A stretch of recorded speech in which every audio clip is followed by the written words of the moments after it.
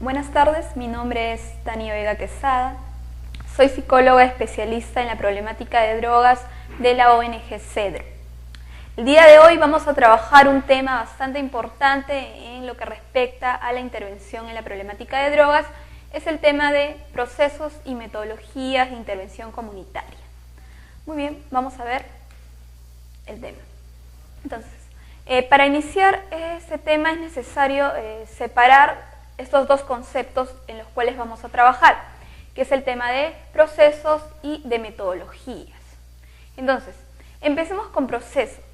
Gramaticalmente, la palabra proceso nos hace referencia a un conjunto de pasos, de acciones que nosotros seguimos y que van hacia adelante, justamente hacia la consecuencia de algo. Dentro del argot de la psicología, dentro del glosario psicológico, se usa bastante lo que es la palabra procesos. Para la intervención en drogas, nosotros tomamos la palabra proceso como un conjunto de actividades que influyen en los aspectos del desarrollo humano y que se vinculan a la variable biológica, la psicológica y la social. ¿Qué queremos decir con esto? El ser humano es un ser que se ve de forma integral. Entonces, tenemos que considerar los aspectos biológicos, fisiológicos, anatómicos, tenemos que considerar los procesos psicológicos que se circunscriben al ser humano y tenemos que considerar el proceso de socialización. Entonces, estos procesos se dan en el contexto de un ser humano integrado dentro de estos tres aspectos. A su vez, también dentro de lo que es el concepto de procesos para el cual nosotros estamos tomando en cuenta para la intervención en drogas, tenemos que los procesos están relacionados justamente y contribuyen a que el ser humano se adapte al contexto o distintos contextos que forman parte de nuestra realidad. El proceso de ajuste que tiene el ser humano también es algo que debemos tomar en cuenta para la intervención en drogas. El otro concepto que trabajaremos en esta unidad es el tema de metodologías. Nosotros lo hemos definido ahí como las maneras de identificar, asociar y aplicar cada proceso. Como bien sabemos, dentro del proceso de investigación, la metodología es el conjunto de métodos, de estrategias que nos llevan a conseguir un fin. Entonces, es el cómo nosotros vamos a trabajar, cómo nosotros vamos a aplicar estas metodologías dentro de los distintos procesos psicológicos. Entonces, ¿qué nos va a permitir estas metodologías, estas estrategias? Que nosotros debemos estar en la capacidad de seleccionarlas adecuadamente. Nos va a permitir optimizar el mejoramiento de nuestras capacidades, destrezas y habilidades para un eficaz afronte frente a la oferta del consumo de drogas. En este caso, nosotros nos estamos formando como profesionales y en el futuro como facilitadores, justamente. Entonces, la aplicación de la metodología nos va a permitir facilitar procesos de desarrollo de la personalidad, de desarrollo de capacidades, de desarrollo de habilidades, orientadas, en este caso específico, a disminuir justamente el consumo de drogas, ¿cierto? A que la persona pueda reaccionar de forma adecuada ante la oferta del consumo de drogas. Entonces, vemos lo siguiente, que es el contenido temático. El contenido temático. Alrededor de estas dos orientaciones que hemos revisado, tenemos tres tipos de procesos. El proceso formativo, vamos a ir viendo paso por paso, ¿no? Concepto por concepto, pero esto es la clasificación general, el proceso actitudinal y el proceso emotivo. A nivel del proceso formativo tenemos lo que son los estilos de vida saludable, la convivencia y valores, asertividad, presión social y de grupo. A nivel del proceso actitudinal vamos a ver lo que es el tema de autoestima, lo que es toma de decisiones y resolución de conflictos. Y a nivel de lo que es el proceso emotivo vamos a ver el tema del estrés, inteligencia emocional y control de emociones. Muchos de estas palabras que yo he mencionado ya son cuestiones con las que estamos muy familiarizados, ¿no? Dentro de la carrera se trabaja mucho estos temas, pero la idea es justamente poder sistematizar el conocimiento que nosotros tenemos para poder orientarlo a la intervención en la problemática de drogas. Entonces vamos a ver el primer proceso, ¿ya? Tenemos acá justamente paso por paso cada uno de los conceptos, de los subtítulos del tema que debemos tomar en cuenta. Entonces vamos a trabajar la salud mental, los estilos de vida saludable, el tiempo libre, la comunicación, la presión social y de grupo, la autoestima, la toma de decisiones, solución de conflictos, manejo del estrés y mecanismos de defensa. Estos conceptos que nosotros tenemos acá, estos 10 conceptos que nosotros hemos planteado, justamente nos sirven en la temática de intervención en drogas. Sabemos que los procesos son infinitos, pero nosotros consideramos estos conceptos para lo que es la intervención en drogas. Entonces, empezamos con salud mental. Salud mental también es un concepto conocido para nosotros, es un concepto que ha evolucionado justamente a lo largo de la historia. En un principio se consideraba que la salud mental era la ausencia de la enfermedad mental, pero ya desde los últimos años, ya desde hace muchos años, la Organización Mundial de la Salud ha ido cambiando el concepto y no solamente se da como una ausencia de enfermedad, sino también se da como un estado de bienestar, tanto físico, tanto psicológico y tanto social. Es una integración de estos estados. Entonces, la salud mental es un estado de bienestar que justamente contempla esos tres aspectos de la vida del ser humano. También tenemos que la Organización Panamericana de la Salud considera también desde el año 2001 un concepto similar a este. Pero para el caso de nosotros queremos hacer énfasis en el tema de salud mental comunitaria.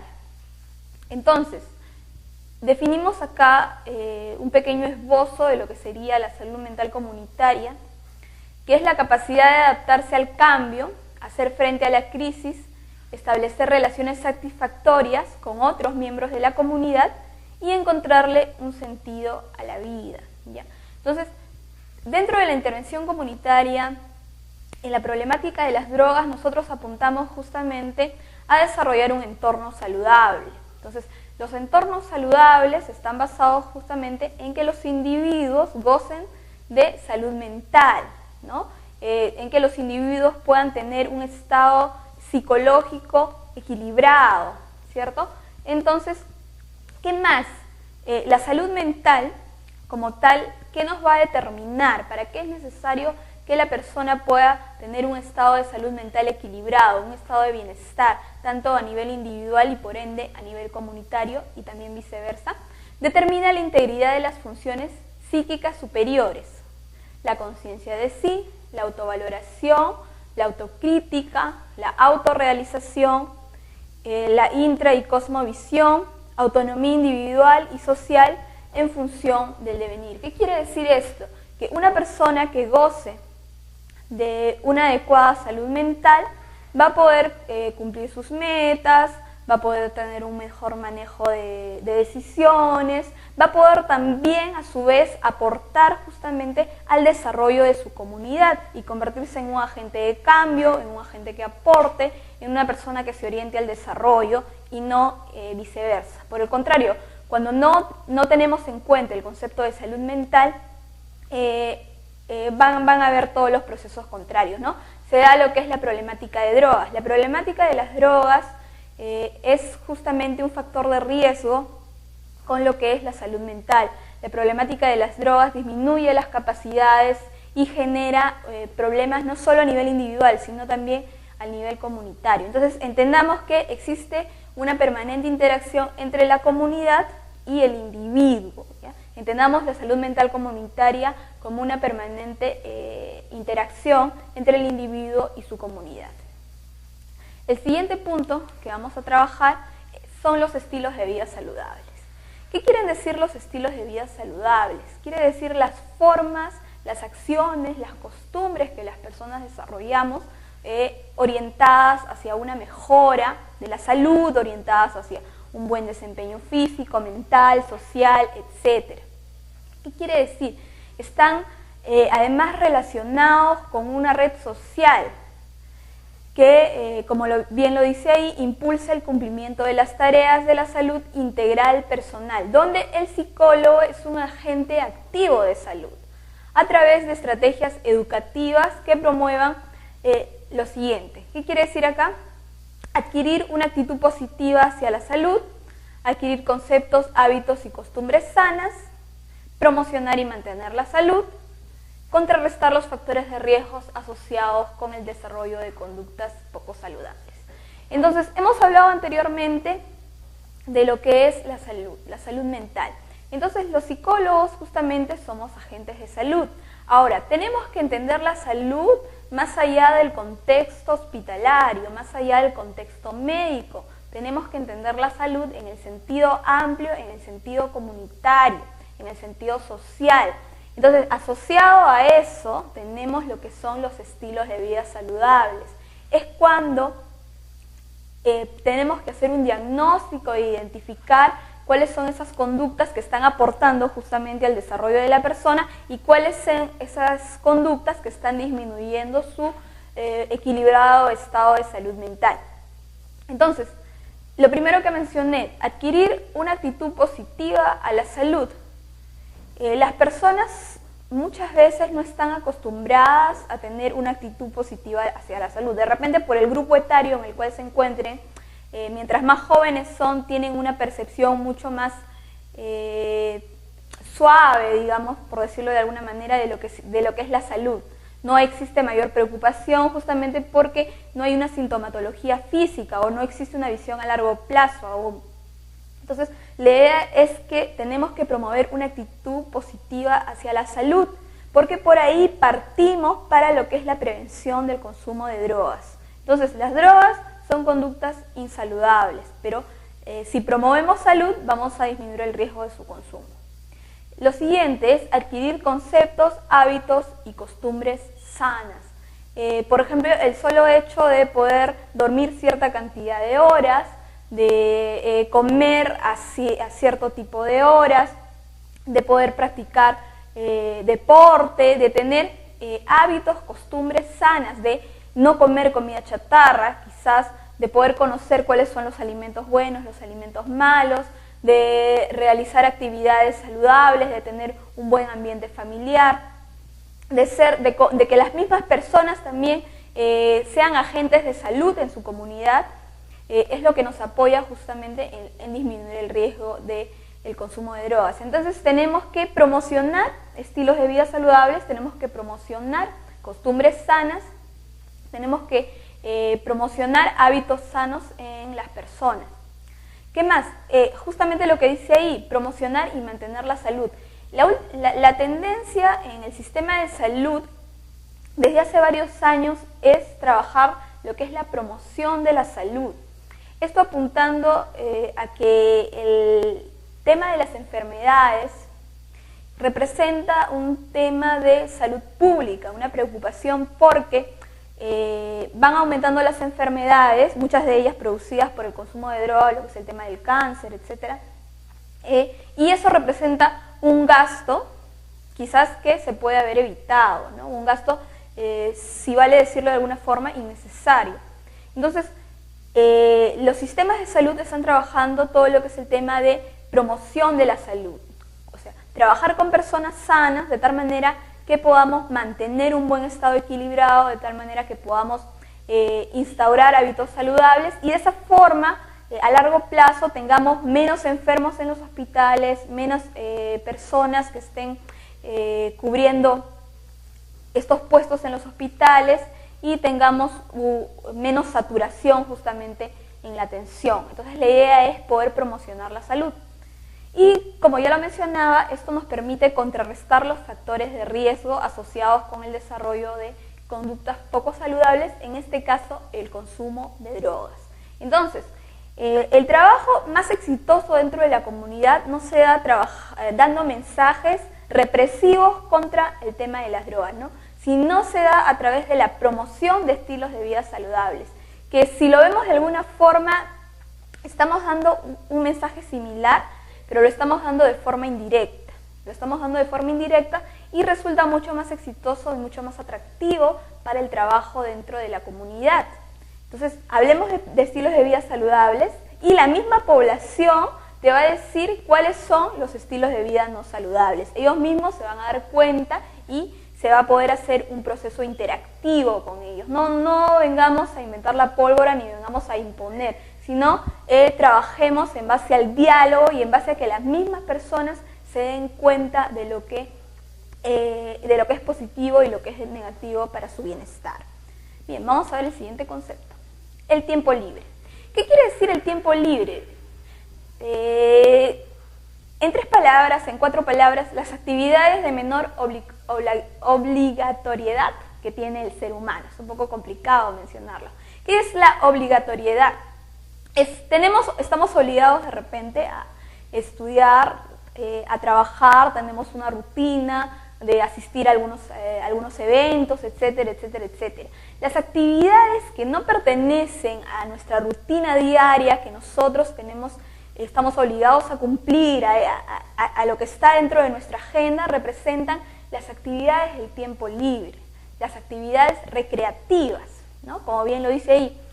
Mediante estas actividades, que no necesariamente son actividades donde uno pierde el tiempo o que no representan algo productivo para la persona, como muchas veces se le ve, dentro de esas actividades vemos que la persona puede adquirir conocimientos, desarrollar capacidades motrices, capacidades intelectuales, capacidades socioafectivas que le van a permitir un mejor desarrollo.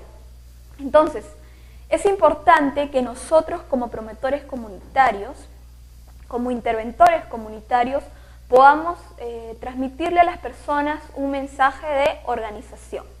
¿Qué quiere decir? Así como tenemos nuestras actividades, que son trabajar, estudiar, qué sé yo, también tenemos que dar la oportunidad a actividades recreativas de buen uso del tiempo libre. Ahora, pongo énfasis en el tema de buen uso del tiempo libre, porque si analizamos, en el caso de los adolescentes, por ejemplo, que son la población que generalmente presenta un mayor nivel de riesgo, ¿cuánto es el tiempo libre del cual disponen los adolescentes? ¿Cuánto es el tiempo libre? Si tenemos un día de 24 horas, pongámonos a ver cuánto es el tiempo libre que puede tener un adolescente. Y eso si contamos que los sábados y domingos que no van a la escuela. ¿Cuánto tiempo libre puede tener un adolescente? Si de repente tiene 8 horas para dormir, si de repente el resto del tiempo tiene que ir al colegio, las horas que le dedica al aseo, las horas que le dedica a hacer las tareas, las horas que le dedica a comer.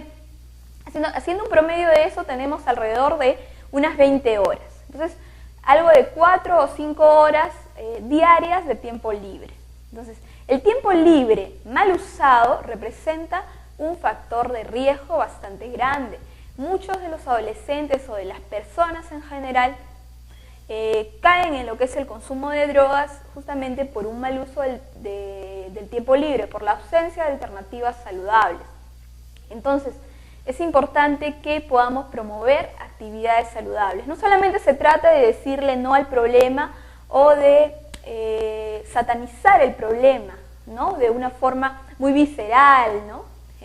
Muy pasional, sino se trata de trabajar el problema proponiendo alternativas. Entonces, como profesionales, lo importante es proponer alternativas. Entonces, ¿cuáles pueden ser las alternativas de estilos de vida saludable o las alternativas de buen uso del tiempo libre? Actividades que estén asociadas a los intereses, a los gustos y a las aficiones.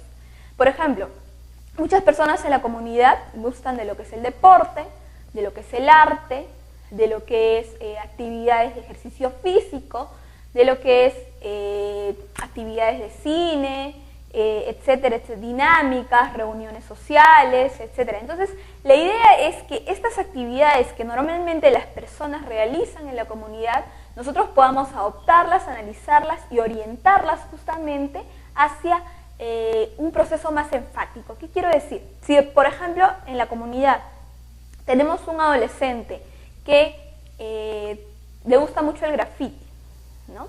como lo hay en muchas comunidades. Entonces, conversemos con él, trabajemos con él y realicemos grafitis, pero con mensajes preventivos y mensajes saludables en diálogo justamente con él.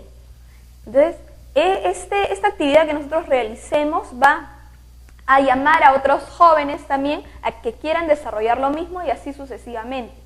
Si de repente vemos que hay actividades deportivas, ¿no? Lo que popularmente se denomina pichangas.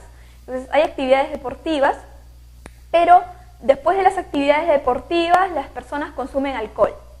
Entonces hay que hacer aquí también un poco conocer de lo que es antropología, ¿no? Porque hay que hacer un trabajo antropológico de inmersión en la comunidad. Entonces ver en qué horarios de repente se desarrollan estas actividades deportivas, compartir con ellos, reunir a jóvenes con otros jóvenes, de repente poder por ahí invitar algo que no sean bebidas alcohólicas y darles una visión, una alternativa diferente a los chicos y a las personas que viven en la comunidad. Luego dice ahí, esto tiene que ser planificado. Como les decía, para poder planificar las actividades, el buen uso del tiempo libre, entonces primero tenemos que conocer, porque no todas las actividades son atractivas para todas las personas, para todos los jóvenes. Entonces es importante que podamos conocer, que podamos identificar cuáles son esas actividades que me van a generar más éxito. Entonces de repente el deporte, que es una actividad que genera mucho éxito, eso depende de dónde, en qué comunidad, en qué contexto estemos trabajando. De repente el arte, la música, el baile, la danza, qué sé yo, el ejercicio físico, el ciclismo, qué actividades me van a generar más éxito dentro de esa comunidad, porque no todas las actividades gustan a todos, pero el mensaje que se tiene que dar es que justamente el tiempo libre en el cual yo puedo recrearme, en el cual yo puedo divertirme, pero a la vez puedo aprender, ¿cierto? Entonces, para eso somos facilitadores, para que a la gente pueda divertirse, pueda hacer un buen uso, la pase bien, pero a la vez está aprendiendo y está aportando a su desarrollo humano. Y es así que si las personas se mantienen ocupadas, se va a disminuir el riesgo del consumo de drogas. Porque si de repente tengo 5 horas diarias donde no hago nada, voy a la esquina y en la esquina están consumiendo drogas y voy una vez por curiosidad, luego voy al segundo día, al tercer día y ya se vuelve un hábito de mi rutina diaria el ir con estas personas que están consumiendo drogas porque no encuentro otras alternativas. Entonces ahí es donde tenemos que nosotros incidir en el trabajo. ¿Qué más? Algo muy importante también es el tema de la comunicación. ¿Qué quiere decir? Dentro de la comunicación, que es este proceso de intercambio de información, de intercambio de mensajes entre un emisor y un receptor, o como lo ven en el gráfico, un transmisor y un destinatario, tenemos que existen distintas formas de comunicación, ¿no? Distintas formas de comunicación. La idea es que nosotros podamos llegar a tener una comunicación asertiva, pero existen conductas comunicativas que no son las más adecuadas. Entonces, tenemos una comunicación pasiva, una comunicación agresiva, una comunicación manipuladora y finalmente la comunicación asertiva, que es a la cual nosotros queremos llegar. ¿Qué quiere decir la comunicación pasiva? Es una comunicación que no es realmente una comunicación, porque la persona no tiene la capacidad de poder expresar sus sentimientos, pensamientos, etc.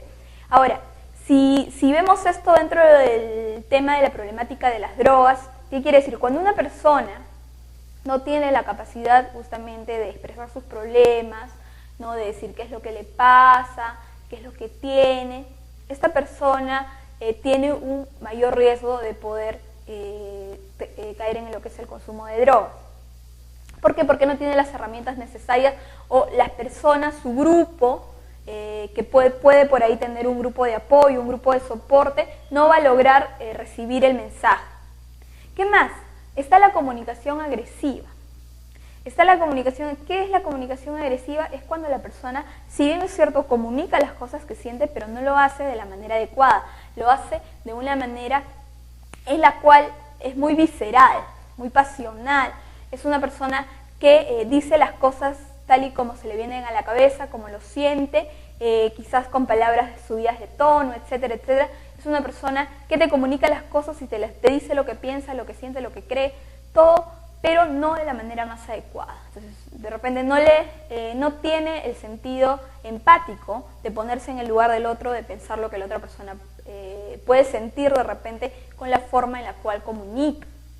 ¿Ya? Es una persona muy que te puede decir muchas cosas, pero que sin embargo no lo hace de la manera más adecuada, no tiene un control adecuado de impulso. Finalmente tenemos a la persona manipuladora dentro de lo que son la comunicación, lo negativo, las negativas formas de comunicación. ¿Qué quiere decir una comunicación manipuladora? Que tratamos de comunicar o de tener formas de comunicación en las cuales intentamos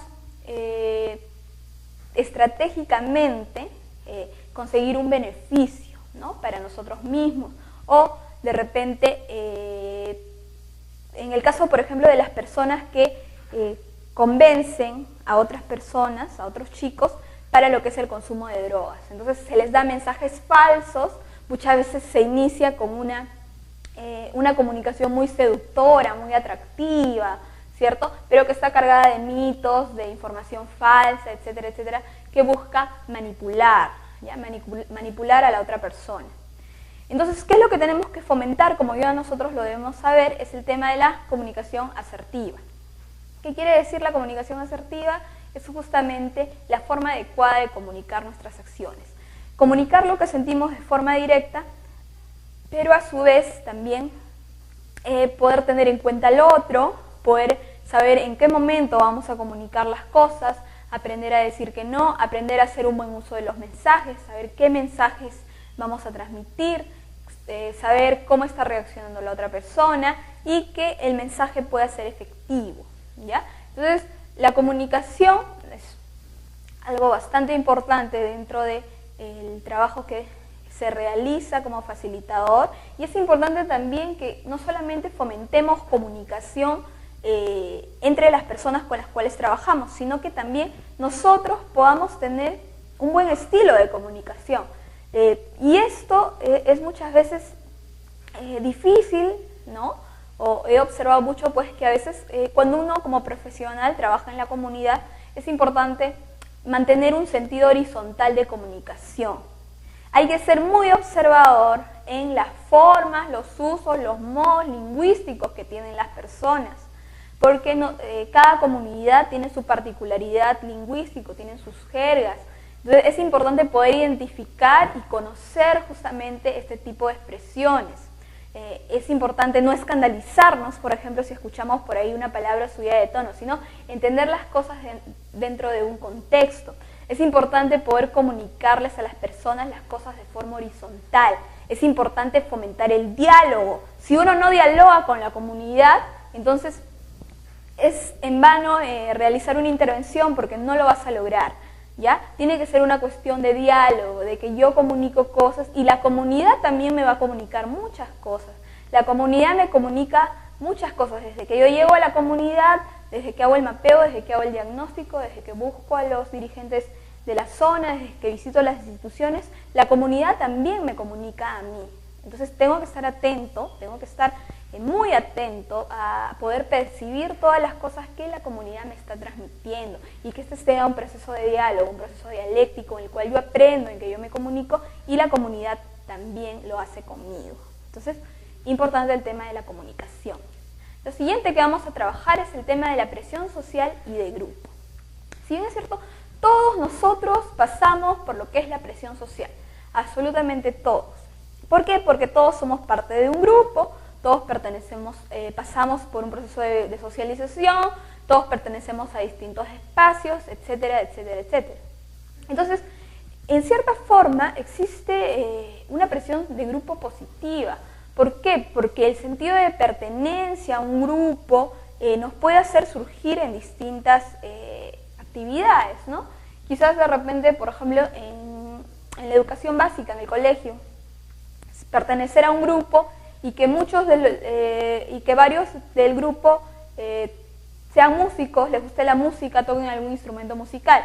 Entonces, de repente, por presión de grupo positiva, una persona también pueda interesarse por el tema de la música y finalmente le pueda agradar bastante, pueden formar una banda, como mucho pasa con muchos chicos. Es una presión de grupo positiva. Pero lo que nosotros trabajamos en el tema de las drogas es la presión de grupo negativa. Cuando esta presión que ejerce el grupo sobre el individuo pueda resultar perniciosa.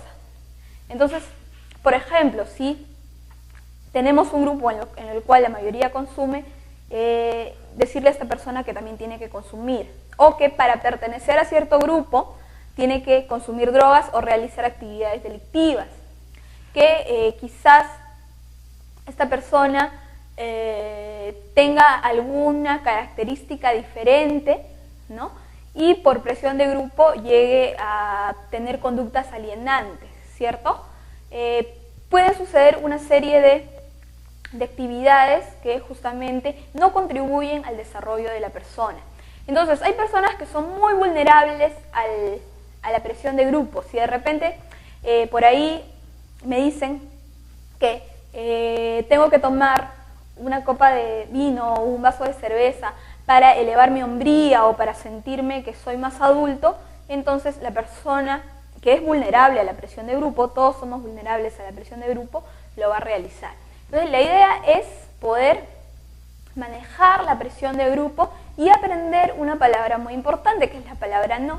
Aprender a decir no cuando sea necesario.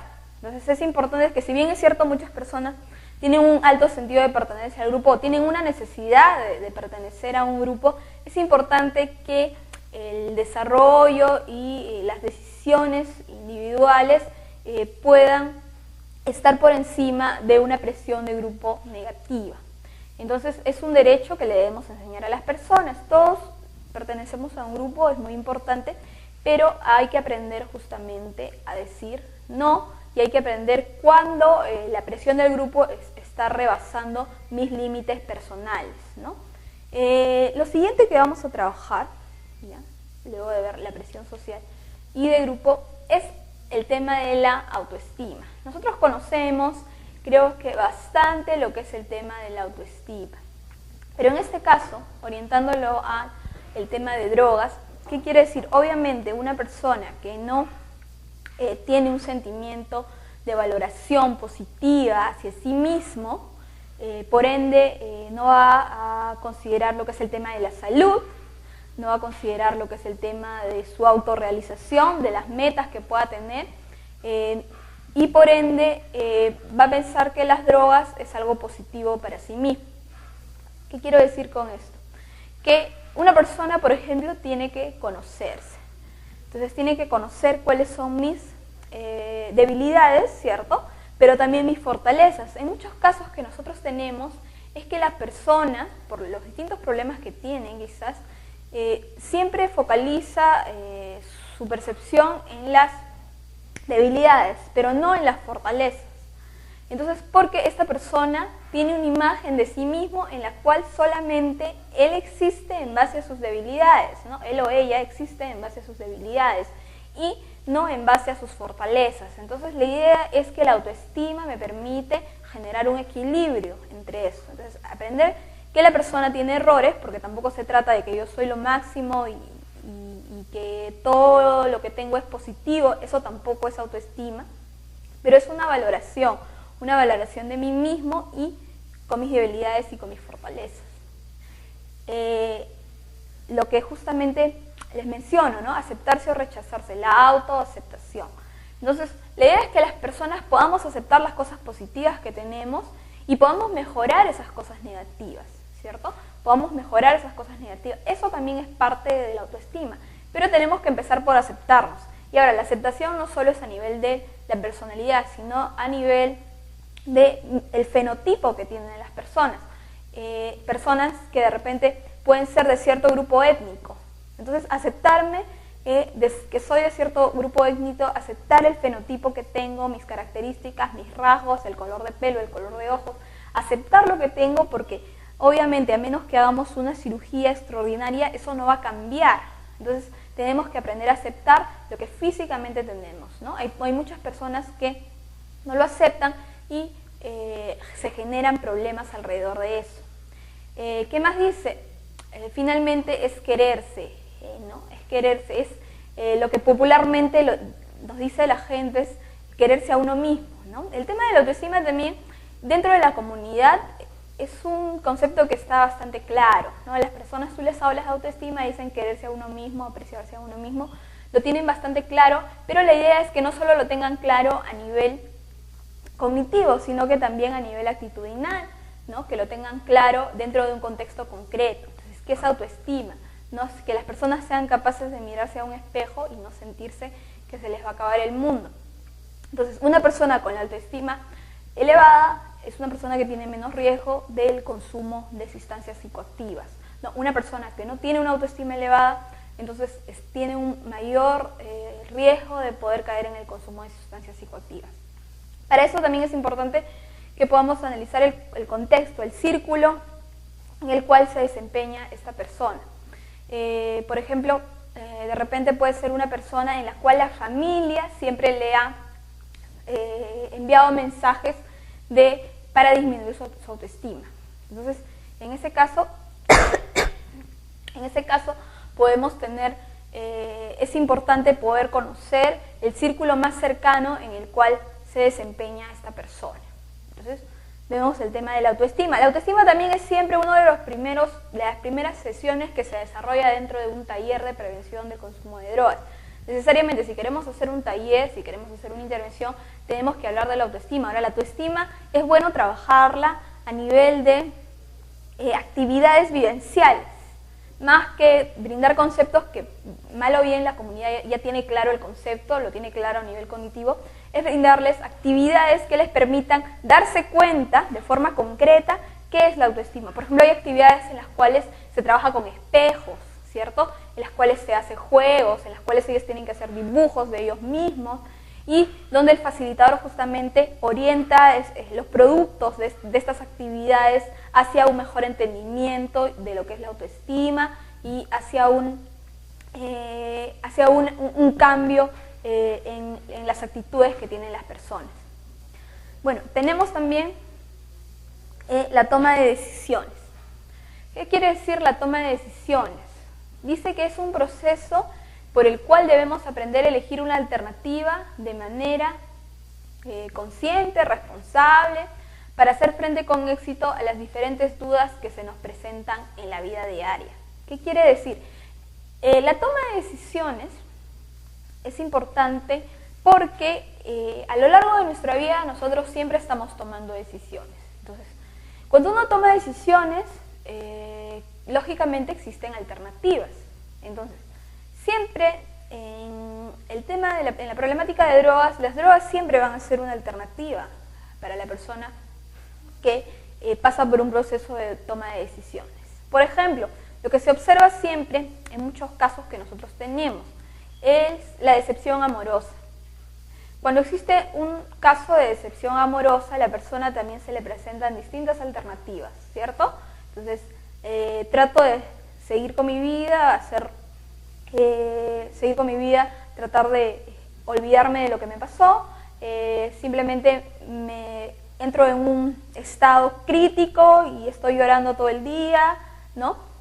Trato de superarlo, de olvidarme, de negar lo que me pasó, emborracharme, por ejemplo, hasta morir, que es parte del estado de depresión, emborracharme para poder olvidarme, y es algo que siempre está presente, ¿ya? O en todo caso, fumar marihuana, ¿no? Es una alternativa que está muy tentadora justamente. Entonces, la idea de la toma de decisiones es que sea una decisión responsable y consciente, ¿ya? Nos va a permitir las tomas de decisiones afrontar con éxito las situaciones que se nos presenten en la vida. Ahora, para una buena toma de decisiones hay que tomar en cuenta la historia personal, la influencia de terceras personas, la información y los valores. ¿Qué quiere decir? A lo largo de la historia personal es importante que la persona haya desarrollado una buena cultura de toma de decisiones desde niños. Muchas veces hay padres que crían a sus hijos de forma muy dependiente. Es cierto que como son niños y ciertamente son dependientes de los padres, los niños no pueden tomar decisiones por sí mismos. Pero entonces es importante que los padres aprendan a escuchar justamente, o a que el ser humano desde las etapas más tempranas aprenda equivocándose, ¿no? Aprenda a tomar sus propias decisiones. Entonces, obviamente, cada decisión responde a cosas más simples que otras.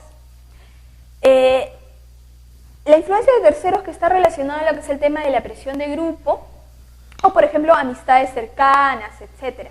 La información que pueda tener la persona. Muchas veces las personas toman decisiones en base a mitos, creencias, cosas que han escuchado, rumores, etc. Y no hay información comprobada, científica, o que tenga un cierto nivel de aceptación, etc., ¿no? Y finalmente, bueno, los valores que tenga la persona, ¿no? ¿Cuál es el nivel de honestidad, de humildad, de solidaridad, todo este espectro de valores en el cual esta persona se ha formado? Entonces, cuando trabajamos el tema de drogas, es importante aplicar una buena toma de decisiones. Yo les digo siempre a los chicos, cuando se conversa con ellos, es que nosotros no podemos decidir por la persona con la cual estamos interviniendo. Tenemos que hacer que la persona tome su propia decisión. Yo no puedo decirle ni ordenarle que haga eso. Yo no puedo decirle, oye, ¿sabes qué? Yo te digo, porque yo soy el experto, que tú no tienes que tomar drogas. Entonces yo estoy decidiendo por ti. Lo que tenemos que hacer es justamente enseñarles a los chicos a analizar el problema, a analizar la situación, y a que ellos mismos puedan decidir. Ofrecerles las posibilidades. Si tú tomas drogas, mira, estas son las posibilidades. Si tú no tomas drogas, estas son las posibilidades. A ver, ¿qué es lo que va a suceder? Y enseñarles justamente por qué es importante que tome una buena decisión. Ahí tenemos un circulito, ya, en el cual vemos que por dónde se empieza, ¿no? Definiendo el problema, qué es el problema, qué pasó, qué sucedió, etcétera. Analizando el problema, analizándolo profundamente, analizando cuáles son las alternativas, evaluar esas alternativas justamente, cuáles los pros, los contras, elegir las alternativas, elegir la alternativa adecuada y finalmente aplicarla. Entonces, ese círculo nos ilustra a grandes rasgos lo que significa una buena toma de decisiones. El siguiente punto es la solución de conflictos.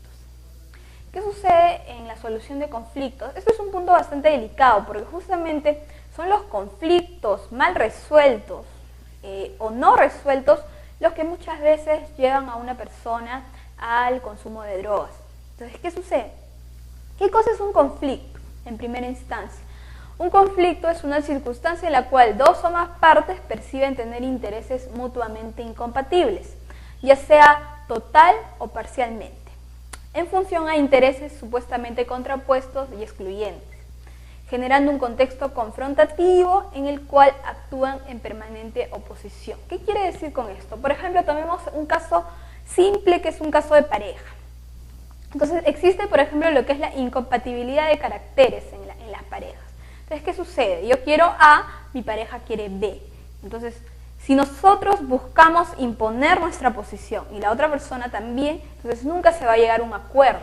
Entonces, ¿cuál es la palabra clave acá? Acuerdo, en que tenemos que aprender también a perder un poco de eso que nosotros queremos para ganar justamente lo que es el acuerdo, ¿cierto? Para ganar justamente lo que es la conciliación.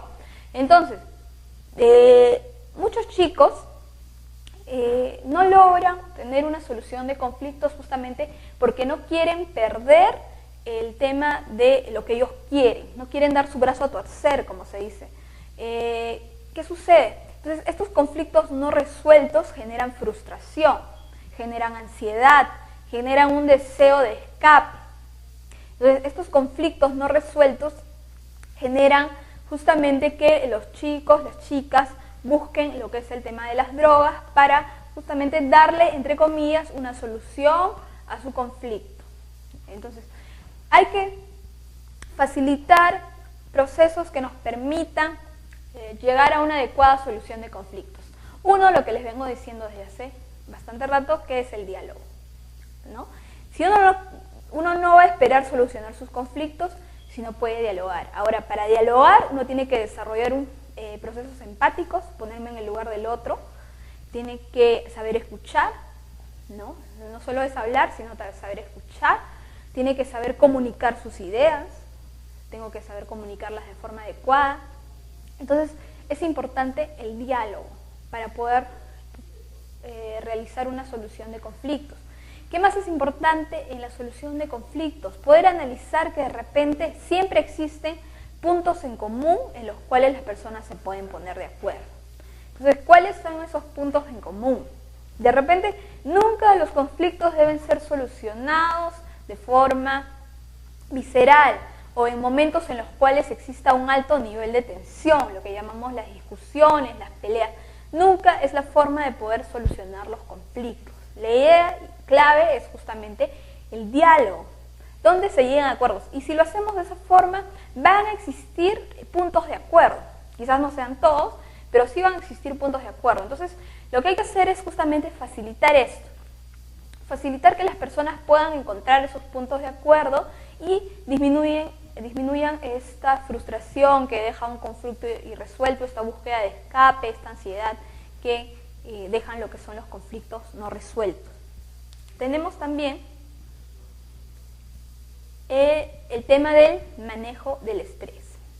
Entonces, el estrés es el cambio que se produce dentro de nuestro organismo por una situación nueva, en la mayoría de los casos, o una situación a la cual nosotros no estamos acostumbrados o en la cual nosotros no podemos manejarnos de forma normal. Entonces, ¿qué sucede? Acá tenemos dos tipos de estrés.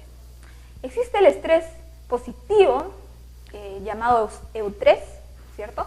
No todo el estrés es negativo, porque el estrés puede influir de forma positiva en mi vida si sé manejarlo. ¿Por qué? Porque me permite tener vitalidad, entusiasmarme, ver las cosas de forma optimista, quizás resistir a las enfermedades, una resistencia física, estar vivaz, tener relaciones personales óptimas, etc.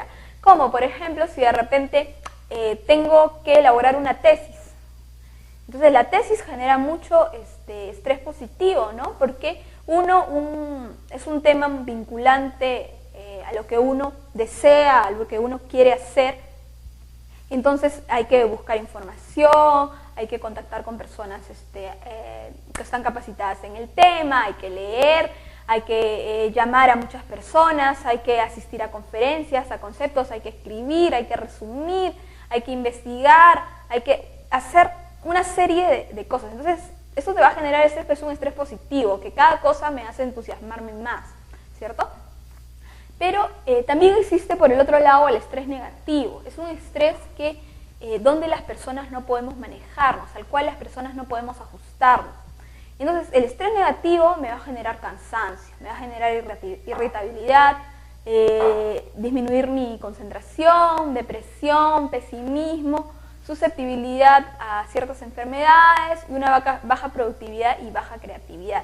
Entonces, tenemos que nosotros trabajar también con los chicos lo que es el tema de un equilibrio. Uno, no hacer más cosas de las que podemos hacer.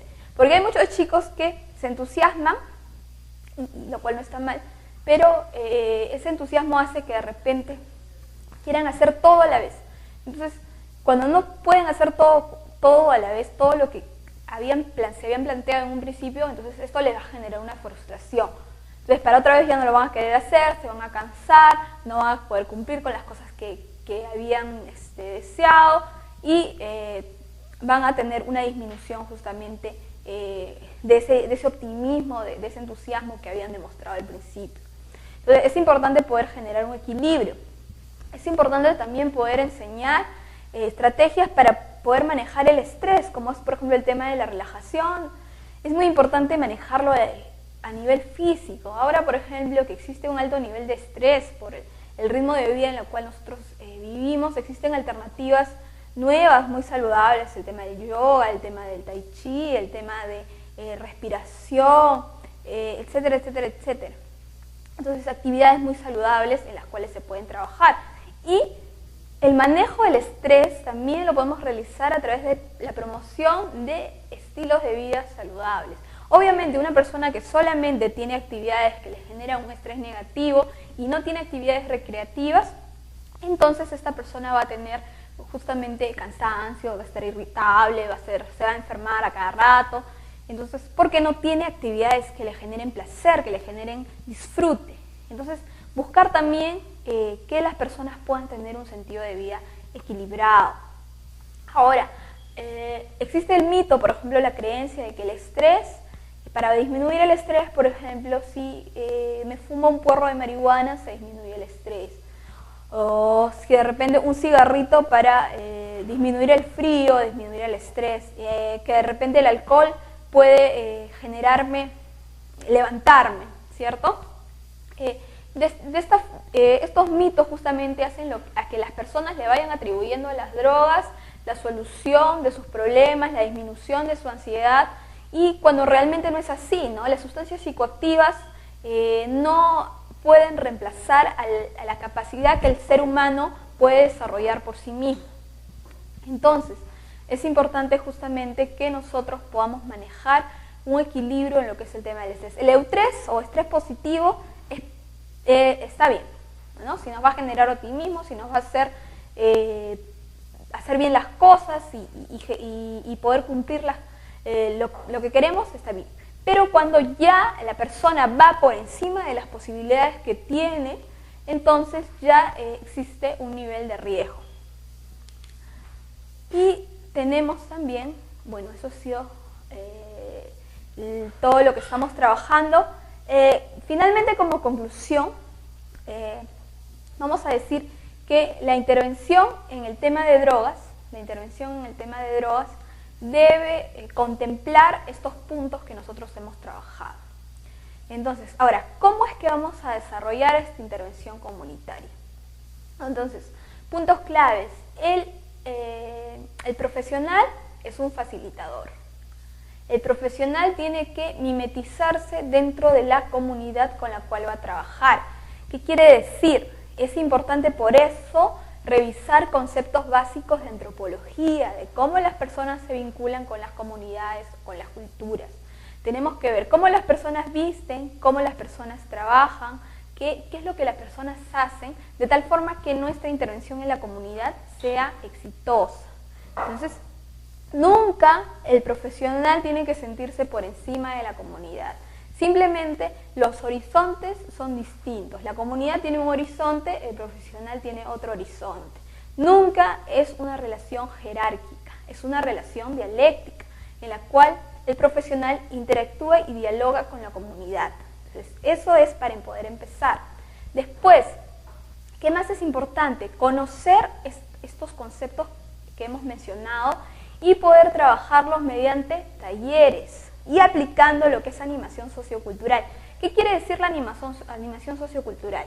La animación sociocultural son estrategias, actividades mediante las cuales nosotros vamos a poder conseguir de forma más exitosa nuestro trabajo.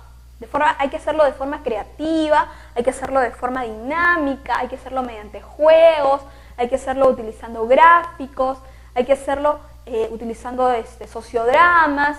Eso es animación sociocultural. El profesional tiene que manejar, no un profesional que va a trabajar la problemática de las drogas en la comunidad, no puede venir con su PowerPoint y sentarse a hacer una exposición de 1 hora y pensar que con eso va a lograr un efecto positivo. No, el trabajo se hace a partir de talleres, ¿ya?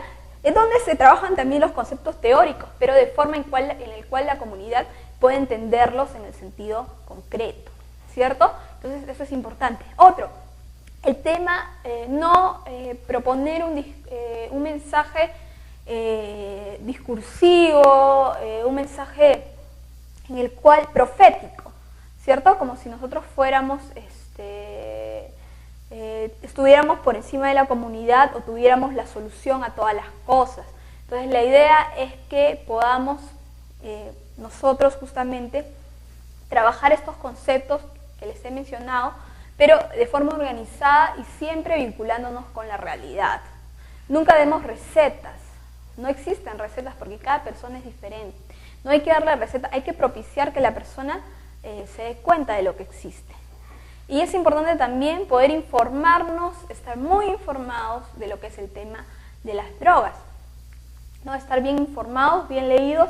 Y bueno, obviamente algo que ya es parte de la ética del profesional es que si uno trabaja el tema de drogas en la comunidad, si uno quiere hacer una intervención de prevención en el tema de drogas, uno tiene que también demostrar justamente conductas moderadas, ¿cierto?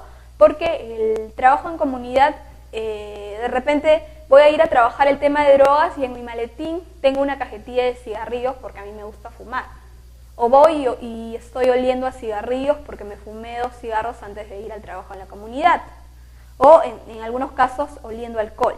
O estoy trabajando el tema de drogas en la comunidad y me fui de juerga todo el fin de semana y terminé por las calles. Entonces, es un tema ético también que hay que demostrar. Todas las personas que trabajan el tema de drogas tienen que demostrar un tema ético. Ahora no significa que todos nos vamos a volver abstemios y no vamos a trabajar para trabajar el tema de drogas. No, sino que hay que tener una conducta moderada, de tal forma que exista coherencia entre lo que uno está enseñando a la comunidad y lo que uno desarrolla en su vida personal. Bueno, en líneas generales, este es el trabajo de lo que es procesos y metodologías de intervención comunitaria. Esperamos haber sido de su provecho y ya lo estaremos ampliando más adelante en lo posterior al curso. Muchas gracias. Esta es Tania Vega Quesada de la ONG Cedro y ha sido un gusto estar en este trabajo con ustedes. Muchas gracias. Los conceptos que nosotros tenemos acá, estos 10 conceptos que nosotros hemos planteado, justamente nos sirven en la temática de intervención en drogas. Sabemos que los procesos son infinitos, pero nosotros consideramos estos conceptos para lo que es la intervención en drogas. Entonces, empezamos con salud mental. Salud mental también es un concepto conocido para nosotros, es un concepto que ha evolucionado justamente a lo largo de la historia.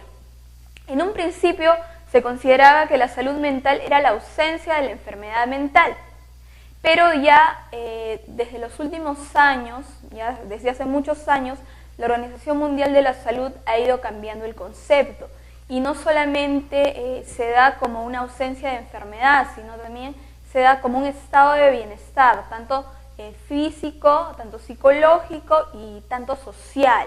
Es una integración de estos estados. Entonces, la salud mental es un estado de bienestar que justamente contempla esos tres aspectos de la vida del ser humano. También tenemos que la Organización Panamericana de la Salud considera también desde el año 2001 un concepto similar a este. Pero para el caso de nosotros queremos hacer énfasis en el tema de salud mental comunitaria. Entonces, definimos acá un pequeño esbozo de lo que sería la salud mental comunitaria, que es la capacidad de adaptarse al cambio, hacer frente a la crisis, establecer relaciones satisfactorias con otros miembros de la comunidad y encontrarle un sentido a la vida, ¿ya? Entonces, dentro de la intervención comunitaria, en la problemática de las drogas, nosotros apuntamos justamente a desarrollar un entorno saludable ante la oferta del consumo de drogas. Entonces, vemos lo siguiente, que es el contenido temático. El contenido temático. Alrededor de estas 2 orientaciones que hemos revisado, tenemos 3 tipos de procesos. El proceso formativo, vamos a ir viendo paso por paso, ¿no? Concepto por concepto, pero esto es la clasificación general, el proceso actitudinal y el proceso emotivo. A nivel del proceso formativo tenemos lo que son los estilos de vida saludable, la convivencia y valores, asertividad, presión social y de grupo. A nivel del proceso actitudinal vamos a ver lo que es el tema de autoestima, lo que es toma de decisiones y resolución de conflictos. Y a nivel de lo que es el proceso emotivo vamos a ver el tema del estrés, inteligencia emocional y control de emociones. Muchos de estas palabras que yo he mencionado ya son cuestiones con las que estamos muy familiarizados, ¿no? Dentro de la carrera se trabaja mucho estos temas, pero la idea es justamente poder sistematizar el conocimiento que nosotros tenemos para poder orientarlo a la intervención en la problemática de drogas. Entonces vamos a ver el primer proceso, ¿ya? Tenemos acá justamente paso por paso cada uno de los conceptos, de los subtítulos del tema que debemos tomar en cuenta. Entonces vamos a trabajar la salud mental, los estilos de vida saludable, el tiempo libre, la comunicación, la presión social y de grupo, la autoestima, la toma de decisiones, solución de conflictos, manejo del estrés y mecanismos de defensa. Estos conceptos... Buenas tardes, mi nombre es Tania Vega Quesada, soy psicóloga especialista en la problemática de drogas de la ONG CEDRO.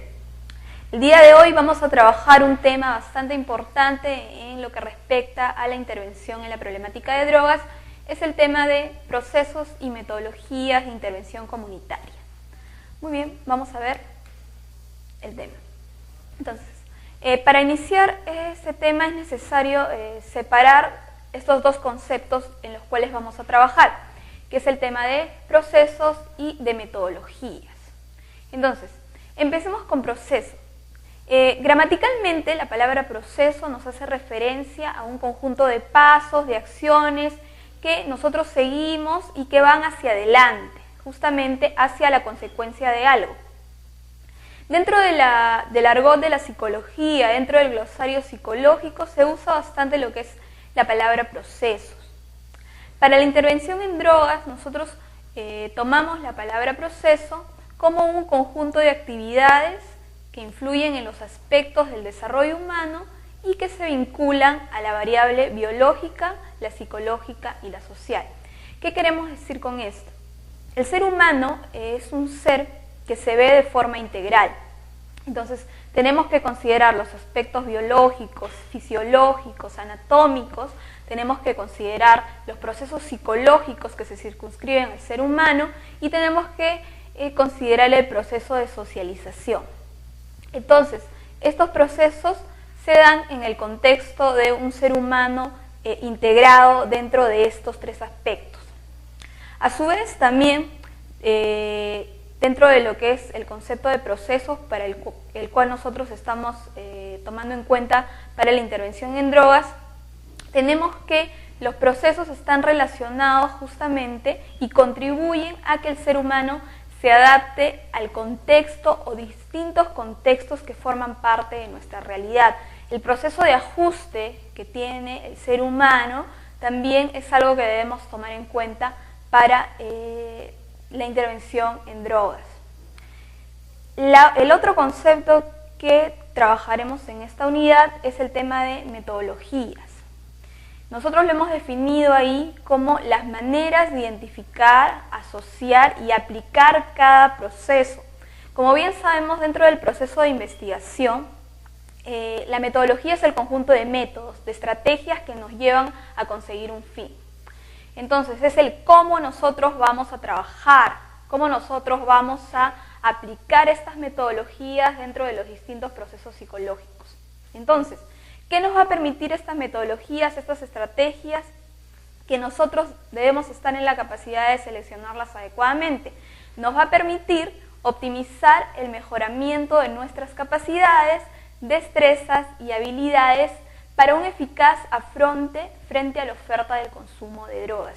En este caso, nosotros nos estamos formando como profesionales y en el futuro como facilitadores, justamente. Entonces, la aplicación de la metodología nos va a permitir facilitar procesos de desarrollo de la personalidad, de desarrollo de capacidades, de desarrollo de habilidades, orientadas, en este caso específico, a disminuir justamente el consumo de drogas, ¿cierto? A que la persona pueda reaccionar de forma adecuada.